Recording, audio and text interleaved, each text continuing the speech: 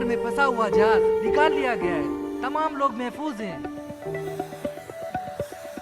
शहर से दूर हूँ पर खबरों से दूर नहीं। तो अभी अपना फोन उठाइए और समा SMS न्यूज अलर्ट्स हासिल करने के लिए SA टाइप कीजिए और भेज दीजिए 8125 पर। समा SMS न्यूज अलर्ट्स, जानते रहना लाजमी।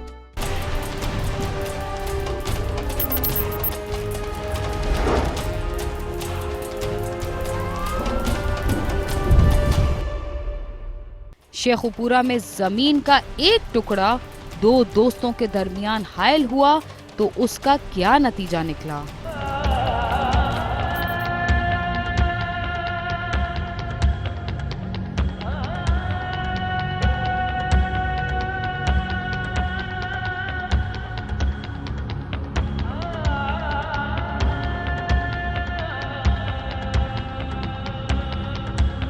शेखुपुरा के इलाके जंडियाला शेर खान के रहायशी मोहम्मद अफजल की अपने दोस्त शाहिद के साथ खासी दोस्ती थी, लेकिन बाद में ज़मीन के तनाज़े पर उनका आपस में झगड़ा हो गया।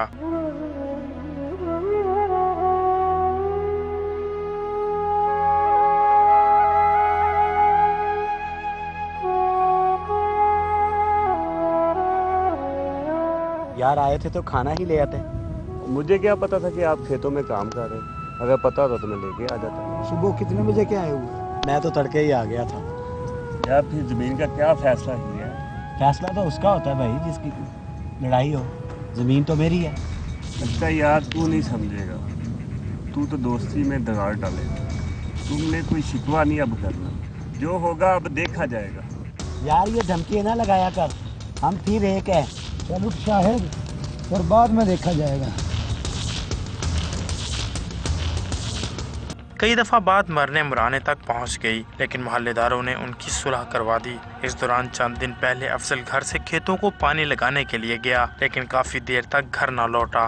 मेरा खावंद और ये दोनों आपस में पहले बहुत अच्छे दोस्त थे, लेकिन जमीन के एक छोटे से टुकड़े के लिए इनकी आपस में लड़ाई हो गई। मैंने दोनों को कई दफा बहुत समझाया, लेकिन दोनों मेरी बात सुनने के लिए तैयार ही नहीं थे। इनके कुछ दिन पहले भी ज्यादा लड़ाई हुई थी, लेकिन फिर सुलह हो गई और मेरा खावंद घर से पानी लगाने के लिए गया और फिर वापस नहीं आया। अफजल के घर न लौटने पर उसकी बीवी को शदीद तशवीश लाहक हुई तो उसने अपने घर वालों को अफजल का पता करने को कहा। इतनी देर में अफजल का बेटा जुहेब भागता हुआ घर आया और कहने लगा कि चचा शाहिद अब्बू को कुल्हाड़ियों से मार रहे हैं और उन्होंने मुझे भी मारने की कोशिश की, लेकिन मैं जान बचाकर यहाँ आ गया हूँ। पता नहीं अब्बू का क्या बना।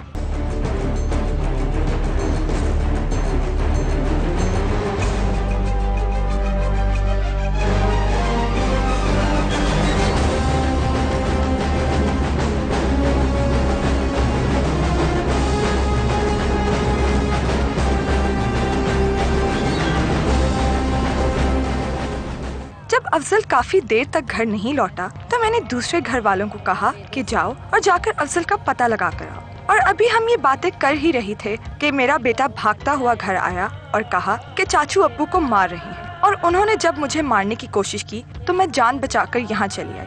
लेकिन जब अफजल के घर वाले मौका पर पहुंचे तो उस वक्त बहुत देर हो चुकी थी। शाहिद ने कुल्हाड़ियों के पेदर पे वार करने के बाद अफजल को कत्ल कर दिया था और मौका वारदात से फरार होने में कामयाब हो गया।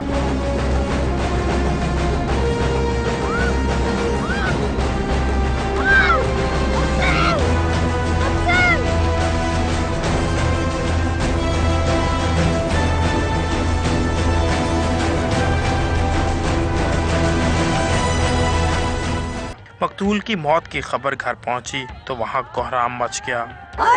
जब मुझे पता चला कि मेरे बच्चे को उसका दोस्त ही मार रहा है तो हम सब खेतों की तरफ भागे। तो उस वक्त तक बहुत देर हो चुकी थी और जब हम मौके पर पहुंचे तो मेरा बच्चा खून में लथपथ मुंह के बल पड़ा था और जब हमने उसे अस्पताल पहुंचाया तो वो दम तोड़ चुका था।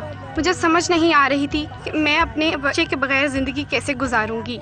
जब जनाजा उठा तो हर आंख अश्कबार थी।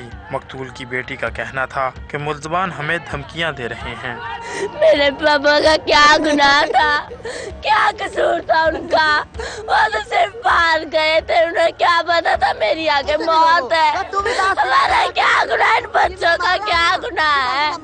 जिन्होंने मारे उन्होंने इतनी बेरहमी से मारना था, उन्होंने हमारा कुछ नहीं छोड़ा।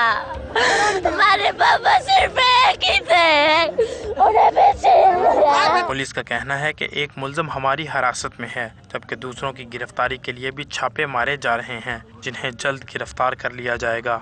ये दोनों जो हैं आपस में दोस्त भी थे, कराबतदारी भी थी। ज़मीन पे तनाज़ा था और ज़मीन के तनाज़े के ऊपर इनका झगड़ा हुआ है, जिसमें मुलज़म ने मकतूल को कुल्हाड़ियाँ मार के हलाक कर दिया है। मुलज़म गिरफ़्तार हो गया है। अब एक्चुअल मोटिव जो हमारे सामने आया है वो ये ज़मीन का तनाज़ा ही है। मोहल्लेदारों का कहना है कि मकतूल अफजल हमेशा लोगों की खिदमत करता था। अब देखना ये है कि इसके घर वालों को इंसाफ दिलाने के लिए कौन मदद करता है। कैमरामैन मुर्तजी एजाज के साथ गालिब अब्बास, समा, शेखुपुरा।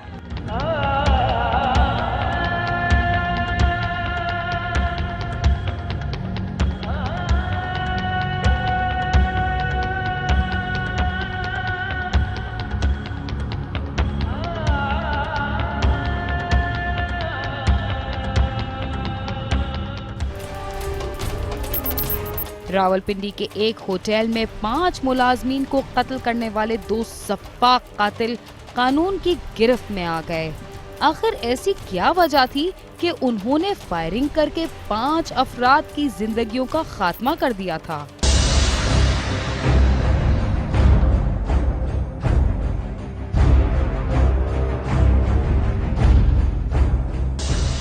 थाना पीरवदाही के इलाके में गुज़श्ता कुछ अरसे से होटलों पर गैर इखलाकी सरगर्मियां जारी थीं, लेकिन ये सरगर्मियां 5 अफराद को निगल जाएंगी, शायद पुलिस भी इससे बेखबर थी। 28 मई की रात पीरवदाही के इलाके में एक होटल पर क़याम के लिए 2 अफराद दाखिल हुए और कमरे के किराए पर शुरू होने वाले तनाज़े के बाद पिस्तौल निकालकर गोलियां चला दी।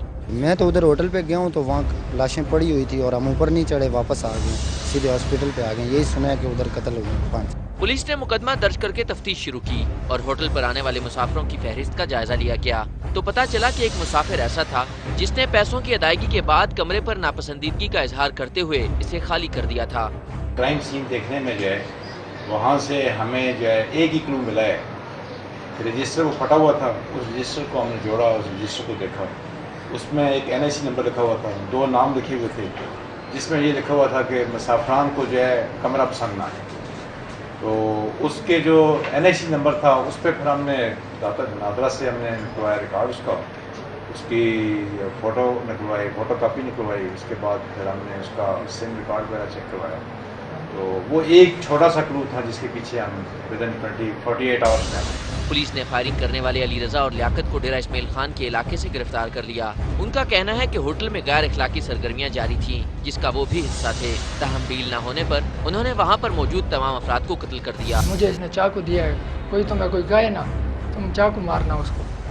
मुझे क्या पता है इसके पास पिस्टल है, ये मारने जा रहा है, इस इरादे से जा रहा है। ऊपर गया है, ये इसने कोई बात की है, लड़ाई मड़ाई की है, फिर मेरे मुझको पकड़ने आया, मैंने तो मारना था, वो मुझे मारते थे। 1230 रुपये मैंने दे दिए, जिनके हम बंदे 2 थे, उनके साथ बात भी हमारी 2 बंदों की। वो उधर हाथापाई थोड़ी बहुत होगी और गर्मा गर्मी हो गई, टाइट गर्मा गर्मी होगी, गाली शाली उन्होंने दी है।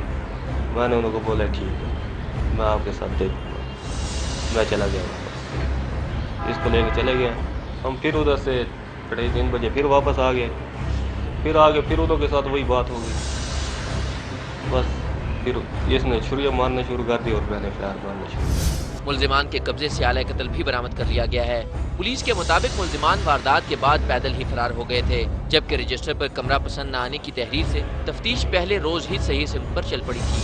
2 बंदों ने बता दिया था कि ये फलां 2 आदमी जो है ना, इनको रात को हमने यहाँ से एक के हाथ में पिस्टल था, एक हाथ में छुरी थी, भागते हुए हमने देखा है। ये यकीनन ये बंदे वो हो सकते हैं। कुछ वो भी उनकी बात मेरे सामने थी, वो उनको जानते भी थे, कुछ शनाख्ती कार्ड से भी हमें कुछ थोड़ा सा वाज़ेह हो गया।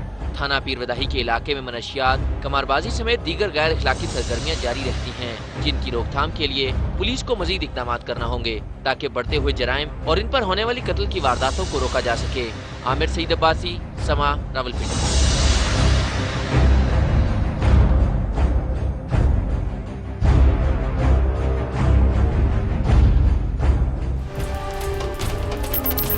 लाहौर का एक तालिब इल्म जब घर से कॉलेज जाने के लिए निकला तो बस के कंडक्टर ने किराए की अदायगी के तजाद पर उसको चलती गाड़ी से धक्का दे दिया।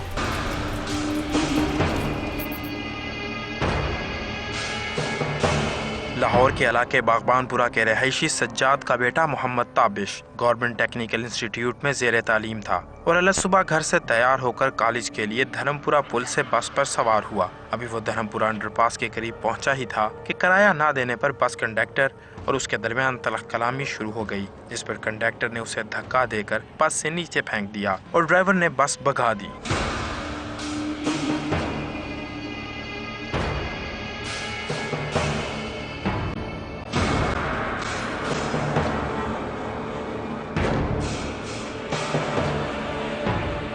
ताबिश का पांव पायदान से फिसला और वो बस के नीचे आकर शदीद जख्मी हो गया। उसे अस्पताल पहुंचाया गया मगर वो जानबर न हो सका और डॉक्टरों ने उसकी मौत की तस्दीक कर दी।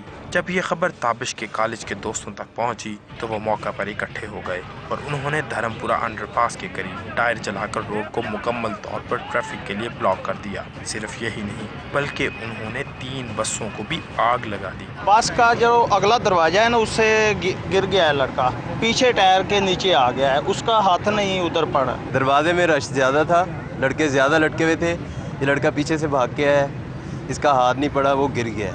वो अगले टायर से तो बच गया लेकिन पीछे वाले टायर के नीचे आ गया। ताबिश के घर वाले उसका घर पर इंतजार कर रहे थे कि उन्हें अचानक फोन आया कि ताबिश बस के नीचे आ गया है। जब घर वाले अस्पताल पहुंचे तो सामने ताबिश की लाश पड़ी थी, जिसको देखते ही घर वालों के पांव तले से जमीन निकल गई। मुझे फ़ोन आया कि भाई ताबिश का एक्सीडेंट हो गया। ताबिश का एक्सीडेंट हुआ, मैंने फ़ौरन रब्ता किया उनसे।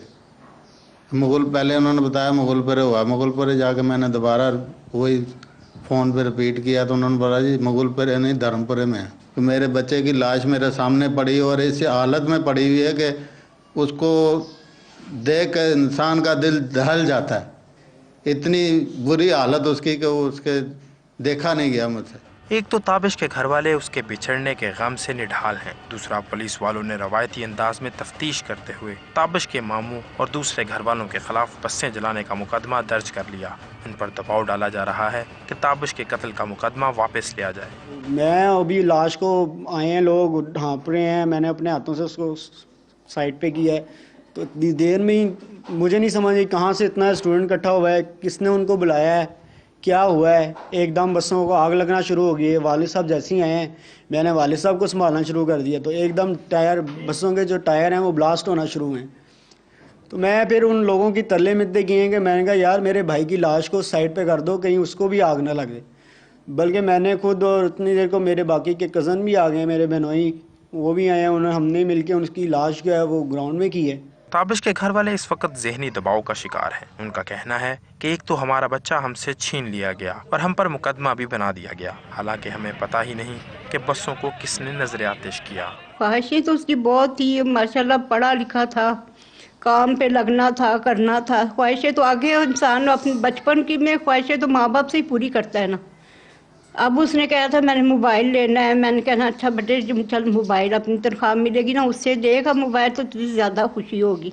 आला हुकाम से मेरी यही अपील है कि कम से कम आप ड्राइवर की जो साइड ले रहे हैं पुलिस के कहने पे कम से कम एक माँ से तो आके पूछे कि उसके दिल पे क्या बीती उस वक्त जिसने अपने बच्चे का ऐसा उसने रोन के किया कि माँ ने बच्चे का चेहरा भी नहीं देख सकी आखिरी वक्त।